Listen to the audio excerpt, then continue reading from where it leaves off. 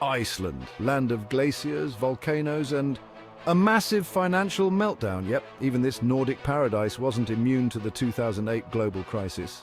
In fact, Iceland's crash was one of the worst, making Lehman Brothers look like a hiccup. So, how did this happen?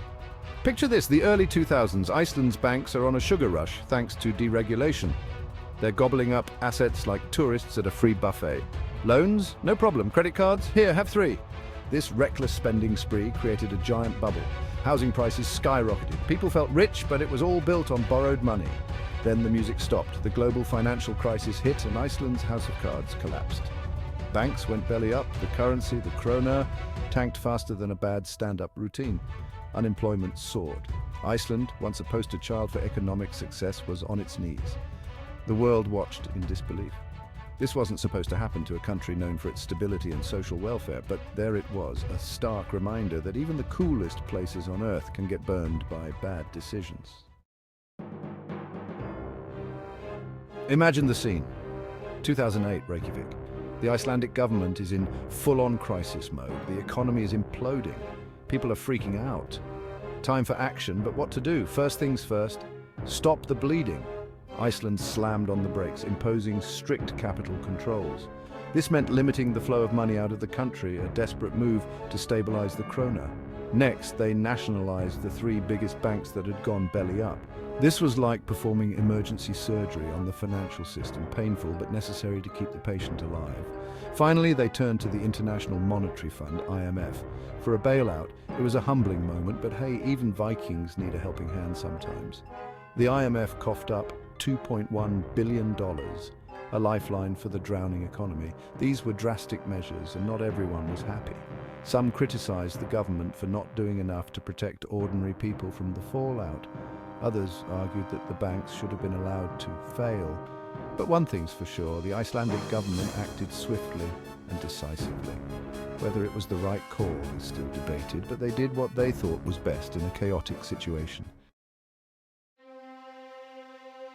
The financial crisis wasn't just about numbers and graphs. It was about real people losing their homes, their savings, their livelihoods.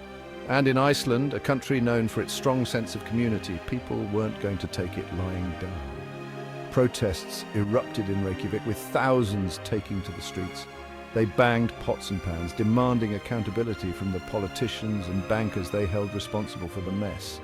It was the biggest protest in Iceland's history, a sign of the raw anger and betrayal felt by many. The government, already reeling from the crisis, faced a wave of public fury. The Prime Minister was forced to resign, and new elections were called. The message was clear. Business as usual was no longer an option. This wasn't just about venting frustration. The protests sparked a broader debate about inequality, corruption, and the role of government. They forced Iceland to confront uncomfortable truths about its economic model and the cozy relationship between politicians and the financial elite. The pots and pans revolution, as it came to be known, showed that even in the face of economic hardship, the people's voice could still be heard.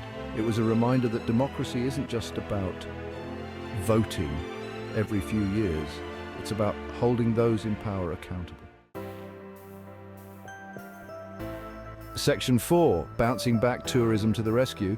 So the economy's in shambles, the government's in hot water, and the people are furious. Not exactly a recipe for a good time, but here's the twist. Iceland bounced back, and they did it in part thanks to a volcano. Yes, you read that right.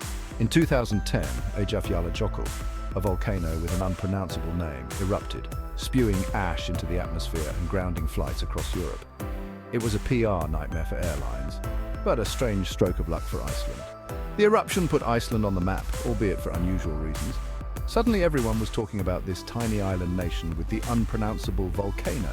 And guess what? People got curious. Tourism exploded. Visitors flocked to see the glaciers, the geysers, and yes, even the infamous volcano. The weak krona made Iceland a bargain destination, and the tourism industry boomed. Now, let's be clear. Tourism alone didn't save Iceland. The government's policies, including capital controls and debt restructuring, played a crucial role. But there's no denying that the tourism boom provided a much-needed economic boost. It's a strange irony. A natural disaster helped Iceland recover from a man-made one, but it's also a testament to the country's resilience and its ability to adapt to unexpected circumstances. Section 5. Lessons learned. Don't be a fool on the hill. The Icelandic financial crisis was a painful experience, but it also offered valuable lessons for the rest of the world. So, what can we learn from this Nordic saga? First, deregulation without oversight is like giving a toddler a chainsaw. Sure, it might be fun for a minute, but disaster is inevitable. When banks are allowed to run wild, bad things happen. Second, size matters. When banks become too big to fail, they pose a systemic risk. Iceland learned this the hard way. Breaking up big banks and promoting competition can help prevent future crises. Third, transparency is key. The cozy relationship between Icelandic politicians and bankers contributed to the crisis. More transparency and accountability can help prevent conflicts of interest and promote ethical behavior. Finally, don't underestimate the power of people. The pots and pans revolution showed that citizens can hold their leaders accountable.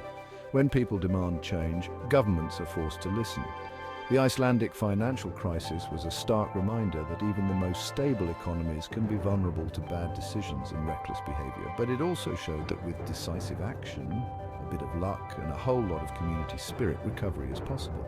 So, the next time you see a picture of a beautiful Icelandic landscape, remember, behind that stunning scenery lies a tale of boom, bust, and ultimately resilience.